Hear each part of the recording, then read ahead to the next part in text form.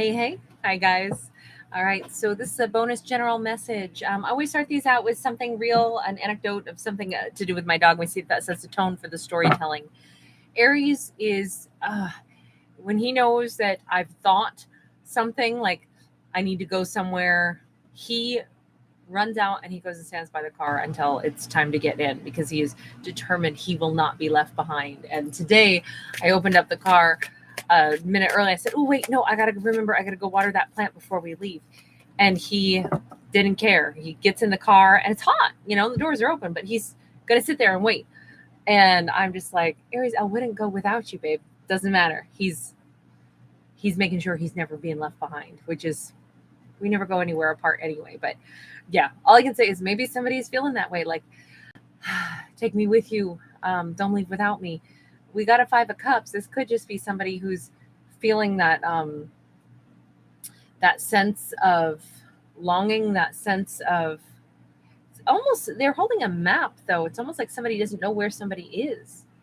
Almost like they're trying to seek and discover, where might you have gone? Where might you have moved to? Where might the person that I'm interested have disappeared to? How do I find them again? This feels like instead of the anecdote about my dog, where my dog is like, yay, we're going, I can't wait to go with you. This is more like somebody who's they don't know where to begin looking for the thing that they've lost. It's not good. Tell me more. Temperance. They don't know where to find their peace of mind. And that could be because there's a Sagittarius that is the person that they want, and they don't know where to find their Sag. They could be, and I got to say, whoever this is, they don't have to be a Sagittarius, but they may be someone who went off and found their peace of mind without this lead character. Tell me more. Ooh, got a little collection of cards that popped here. We've got a Tower in the reverse. Yeah, somebody does not want this over. Aries energy there. Strength card upright. That's Leo. 7 of Cups. There's that confusion. And the 6 of Wands. You know what I think this is, though? Putting these 3 together the way they came out, I would actually still argue this is the energy of whomever our temperance angel person is.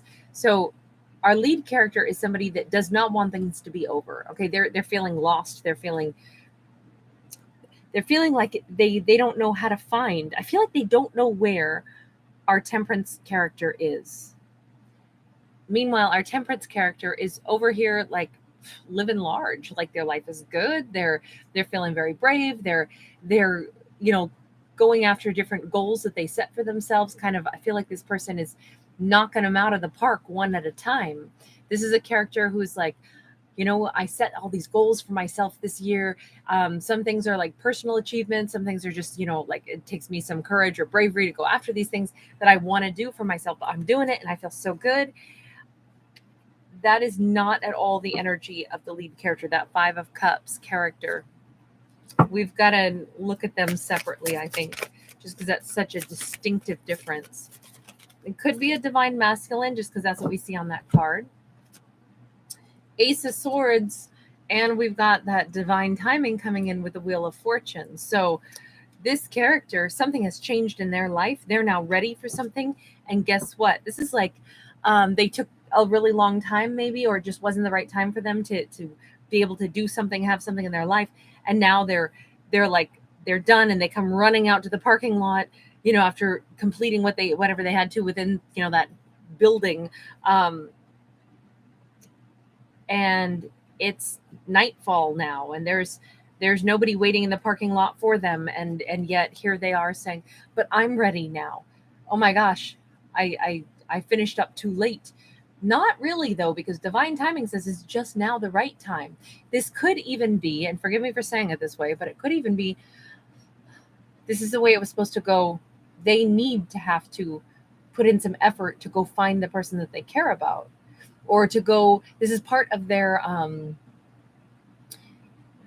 sense of freedom, their sense of ability to rebuild, their sense of taking their life and living it to the fullest. They have the freedom and yes, the obligation to go find the thing that's going to satisfy them. And if this is a person, if this is that temperance person, they know what they want. They want that temperance person, and now is the right time for them to go and be with that temperance person. So what if they've got to put some effort and work in? All great things are worth putting the effort and work into. So we don't need to feel sad for them, because why would we? The beautiful thing is they have the freedom to go and do this, the freedom to go and find the person that they want. Tell me, why do they think they lost that person? Ooh, we got a Knight of Wands. Hold on. Let me get another. We got a 10. Ooh, 10s can be endings, right? This is a 10 of Wands, but they wouldn't look in the mirror and see that they were, at one point in time anyway, they lost that person because they refused to look in the mirror and see that they were only operating from passion, and that wasn't enough. That you can't build something stable on just like at 60 miles an hour. You know what I mean? Like, you've got to build something stable, you kind of got to be present long enough to put the effort in to make it into something stable and solid. So they didn't do that. And that's one of the situations, or one of the contributing factors to why this didn't work.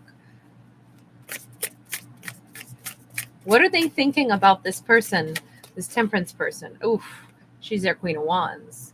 She's the one that they want. Came out just a little bit tilted. So there's an element here where it's like, she's their everything, but is she going to be their everything? That Queen of Wands is, man, they got a lot of passion, a lot of desire for her. They always did, though, is the thing. Okay, so we got the Two of Cups. So I cannot even believe how many twin flamey cards we've been getting lately, and like every storyline. It's crazy. I've had it for different zodiacs. I think Libra kept getting it like multiple times in a row. And we've had it for, gosh, at least I think 2 or 3 zodiacs and a couple of general messages like this. And Knight of Cups, they're on. I almost, this is so weird. I want to say that someone's pulse is like radiating this person's name. Like, whomever the object of their affection is, whomever that temperance person is, it's like with every, oh, there's a really great song. I think it's Gladys Knight and the Pips, with every beat of my heart. Old song. It's like every beat of their heart is pulsing like her name, whoever their Queen of Wands is. Somebody who they find so attractive, somebody, all they want to do is go find her. So how are they going to go find her? Remember, she's over here basically living her best life. We don't see her hung up on anything. She's actually knocking it out of the ballpark. He, doesn't matter. This could be a same-sex couple. This could be masculines, feminines, doesn't matter. I don't read for genders. But how are they going to go find her? Because for them to be holding that map, I feel like she's moved or she lives someplace else. How are they going to go find her? They're going to follow the rainbow right to her, is what it looks like. Look at that 10 of Cups. What does that mean? High Priestess in the reverse means they may not know geographically where she is. They do know how to get in touch with her. They're already like mentally connecting with her at some kind of a level. They're sending out like their thought vibes. The High Priestess is the things that are secret are not secret at all. She may be getting some little subtle like pings in the back of her mind, thinking about them, and like, why are they coming to mind right now? Because maybe they're thinking so intently about her. Like I said, if their mind is like pulsating her name or something, she's probably going to get that. Oh, sure. We got the Temperance card again. So, and this is depicting that person. She seems to be still in a very balanced energy, even if they are trying to send out those vibes and say, I'm coming for you. I'm coming to find you. I'm coming to get to you. It's not rattling her or flustering her in the least. It's just like, I don't know. I kind of get this weird little ping in the back of my head that makes me suddenly think of them. And I don't know why, but yeah, it doesn't bother me or anything. I said this question was, how are they finding her? How are they coming toward her? And it says that they are following, I don't know. I'm just going to keep saying they are following the rainbow to get to her. Maybe she sends off a really nice bright aura. You notice how we have a rainbow here as well. She may be living in some place that's fairly green, some place that we've got mountains, we've got trees, we've got flowing water here. This is wherever she is. Seems like it's like countryside for this storyline, for this character. Four of Cups and the Lovers. And here again, this whole quest to go find her is being presided over by this Temperance angel in the sky. So I gotta say, either she comes from a line of, like this could be one of those stories where it's very fanciful, but she could come from a lineage of like really bright, really lovely souls. I'm not gonna say angels. We could, but I'm just gonna say that there is an energy here where they're very disappointed that by the way everything has gone. They're very, I would say, worried also that even though they're on their way to her, she's not, it doesn't matter how much they think of her, she's not reaching out to them. And that is hard for them, because I think that this character was still hoping somehow that if they thought her name loud enough in their mind, she might reach out to them. That won't happen. The only way that this is going to happen is if they show the gumption to go and take the action. So she's unbothered by whatever outcome this has. If they never take the initiative to come toward her, she'll be completely content without them. That's the thing that like does bother them, I'm going to say. And they may sit and be frustrated for a little bit, like, I'm having trouble finding her now. Maybe I'm sensing that she's out there. I'm sensing she's thinking of me. Why won't she contact me? No, it's not on her to do this. It's very much, if they can't be bothered to go the distance, to go the mile, to go put in the effort to go get her, then for whatever reason, I'm not saying it's right, I'm not saying it's wrong, I'm just saying these are the cards that we've got. So this is a story I have to tell. If they don't put in the initiative, they flat out can't have her back in their lives. Now, if they do put in the initiative and they actually go to get her, and they may be really freaking out thinking, what if she's with somebody else? And that thought could be like, kind of like a gut punch, but the bottom line is the only way they're ever going to find that out is if they go to her. We got the shadow side, we got the 10 of Wands. Part of them facing their fears is and actually like finishing the process that they have, whatever issues they had to shift out of, whatever that, back when they only chased the passion and they didn't invest enough, and they wouldn't look in the mirror and realize that they ruined this relationship by not putting in more effort than just passion.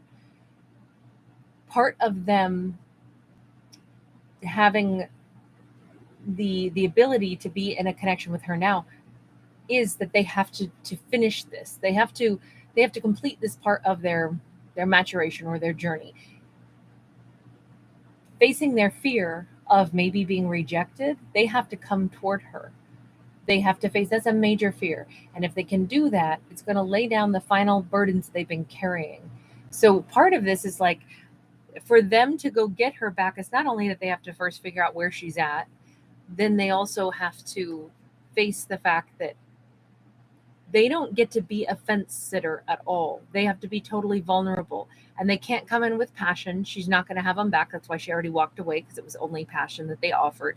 They have to come in with an emotional offer, and they have to come in and admit this, that there's that they feel that much of a bond. They can't feel this bond, but then still try to dodge it and say, well, maybe I can get away with not admitting it. If she reaches out to me, I'll know that she feels that bond with me, but I don't ever have to admit it. So I can kind of like not go too deep on the emotional bond that I know exists between us. Nope. They have to admit this by taking all the action and stepping forward and saying, I'm here because, your name is like in my blood. It's like tattooed on my heart. And I have to face you because I can't possibly walk away from this. you're the one, like you're always going to be the one there. This isn't a typical love story. This isn't a typical bond that I feel. And I have to face this and I have to be honest about it. That's a really big fear. I don't think that this person has wanted to admit that this was so much more than passion. That was the scary bit for them. And that's exactly why it's like, nope, if you can't admit that you met somebody really, really, really special, then you don't deserve them. If you can't admit that there's something light about her that draws you to her, like, moth to a flame, that there's something very, they see her as like an angel is the thing. Maybe somebody's name is Angela, Angel, something like that.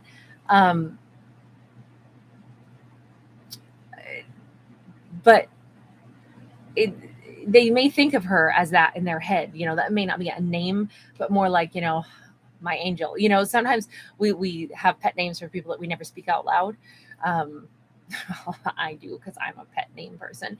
But that could be something that they've never said those words out loud, but that's how they think of her. That might be why she's consistently showing up like this. Because I feel like it's kind of goofy to be, oh, she's a, like this angelic being. Well, no, we're telling stories about human creatures, right? But they may think of her as like somebody very pure, very kind, very innocent, very beautiful, and someone that they know how badly they want to be with her, but they've still wanted to try to hide that they know that this is not just some everyday kind of connection. And the bottom line is, unless they can admit that, they're not allowed to be with her. And at this point in their life, they know exactly what this relationship is. The big part is they have to admit it, and they have to not be scared of sounding stupid or something like that, because you know what? Chances are she's going to know what this connection is just as well as they do. Let's actually ask, how does she see this connection?